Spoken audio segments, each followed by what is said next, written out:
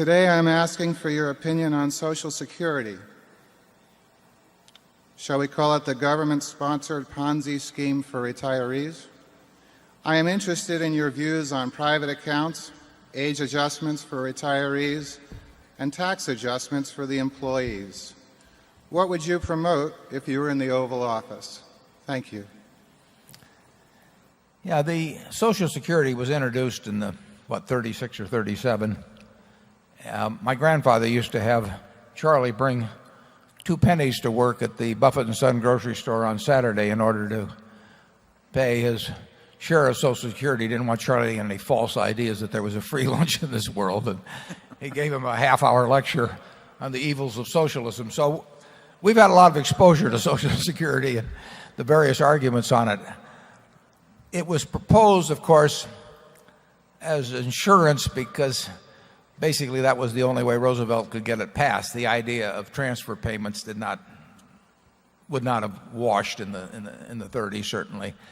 And I think the first woman that received a Social Security check paid in a total of $22 or something and got $2,400. So it wasn't insurance. It wasn't insurance at all. It's been a transfer payment by the people who are in their productive years to the people who are past their productive years. And we'll get into definitional terms as to whether it's 65 or 67 now, your past productive years. But essentially it's a transfer payment. I basically believe that anything that would take Social Security payments below their present guaranteed level is a mistake.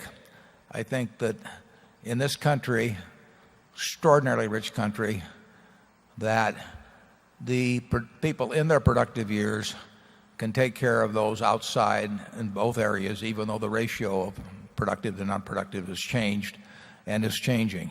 But we take care of our young, and a rich country takes care of its young and it takes care of its old. And incidentally, in taking care of its young, when we educate 5 children in a family, we don't expect that family to pay 5 times the tax or something like that. And we recognize that in taking care of the young, that it should not be based on a per capita basis or based on wired in a way that enables us to get very, very, very rich far beyond any possible needs we could have.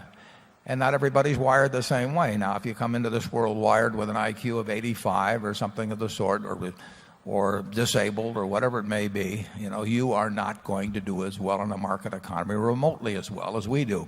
But you still provide much of what makes Charlie and I very rich. And when it comes to fighting in Iraq or something of the sort, that becomes an equal opportunity type thing. But when it comes to making a lot of money, it's not equal opportunity in this country. So I believe that a rich country like ours should not give lower benefits than what takes place now. And I certainly don't think that we've got all kinds of mechanisms for saving that are extremely good. We have 401ks in this country. We have taxes on dividends and capital gains at 15%. So the money I earn gets taxed at a lower rate than the money that a receptionist in our office may earn. And I would not be doing so well if I were stuck over in Bangladesh or someplace. So this society is providing huge benefits to me that other societies would not.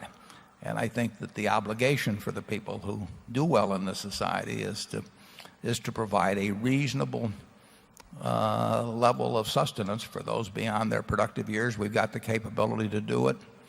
Right now we quit taxing for Social Security at $90,000. But and that means that everybody in my office is paying, or most of them are paying 12.2 or 12.4%, counting what the company contributes toward this. People talk about double taxation of dividends. They're getting taxed for Social Security and they're getting taxed for income on their income, and they're paying a higher rate or an equal rate overall in many cases to the same rate compared to the rate that I pay. And I think that's sort of nonsense in the society. So I don't want to do anything that hurts the level of the bottom 20 or 30% in terms of of their income. I see people living with fear about health care, living with fear about running out of money in their old age. And I think a society should try to minimize the fear that their inhabitants experience. And that doesn't mean just fear of getting mugged or something. It means fear that the last 25 years of their life they're not going to have much income. So I would, and the degree to which the administration or other people are worrying about the deficit in Social Security 25 years out, when they have a $500 billion deficit excluding the Social Security surplus now, I mean, it just strikes me as nonsense. Here we are deploring something that's going to happen in 20 years that's a fraction of what is happening right now while they're cheering, basically, and talking about further favoritism in the tax law. So I have great trouble with people that say, that the system can't sustain. Right now, 4 and a fraction percent of our GDP goes to Social Security. 50 years from now, 6%, 6 and a fraction percent. Well, believe me, our GDP will be far larger 50 years from now, and going from 4% to 6% does not strike me as a terrible prospect. If you ask me what I would do to change it now, I would means test it. I would lift the $90,000 way up. In fact, I might apply it, on all income. Then you'd really get people's attention. And I would gradually, and we're in the process of doing this, but I would certainly increase the retirement age. I mean, the world in 2005 is much different than the world in 1937 in terms of longevity prospects and the ability to function productively. Charlie, what do you say? Well, that's the view from Berkshire's Democratic chairman.